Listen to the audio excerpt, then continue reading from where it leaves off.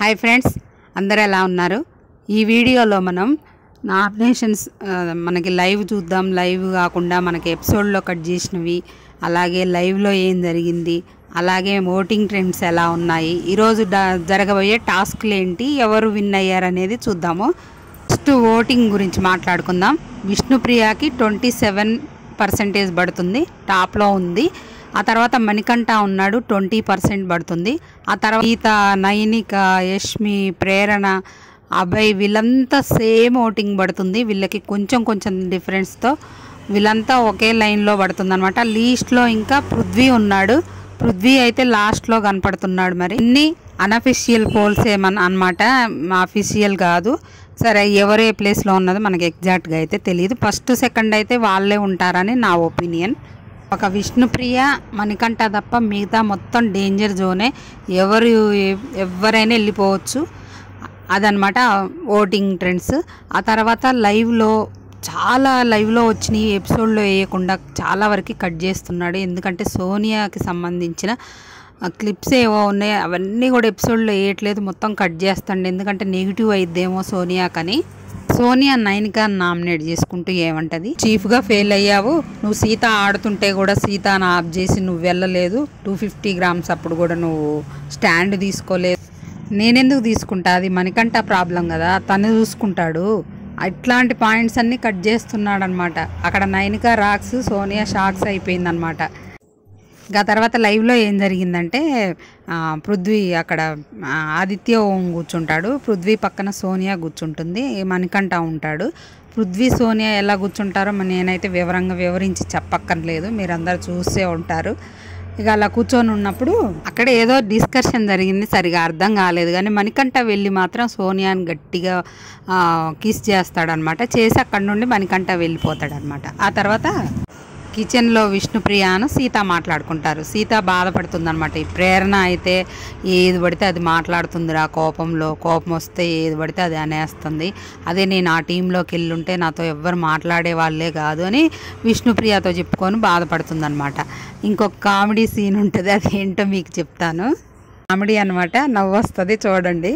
విష్ణుప్రియను నైనిక ఒక రూమ్లో కూర్చొని మాట్లాడుకుంటారు. విష్ణుప్రియ ఏం అడిగిద్దంటే, నువ్వు నిఖిల్తో మాట్లాడట్లే కదా, ఈ మధ్య దూరంగా ఉంటున్నావు, అది ఎందుకు, సోనియా వల్లేనా అంటే, అదేం లేదు, నిఖిల్ అంటే నాకైతే ఏం పర్సనల్గా కోపమేం లేదు, కానీ యా అనుకుంటూ ఏమంటుందంటే, నువ్వు కాంపిటెంటరే కాదని సోనియాని నామినేట్ చేస్తే తనేమో పర్సనల్ మ్యాటర్స్ తీసుకొచ్చి నీది చిన్న ఏజు, చిన్న బుద్ధి ఇలా మాట్లాడిద్ది ఏంటి, అప్పుడు కూడా నీ విషయంలో కూడా అలాగే పర్సనల్ విషయాలు తీసుకొచ్చి మాట్లాడింది అనేసరికి అప్పుడు అలా అనేసరికి విష్ణుప్రియ అంటదంట, అప్పుడు అలా అని అనబోయేసరికి సోనియా వస్తుందన్నమాట రూమ్లోకి. ఇక ఆమెను చూసి వీళ్ళిద్దరు అలా అప్పుడు అలా జరిగింది, అది ఏంటంటే అని విష్ణుప్రియ కవర్ చేస్తుంటే నైనిక యా ప్రేరణ అని కవర్ చేసుకొని ఇద్దరు నవ్వుకుంటారనమాట.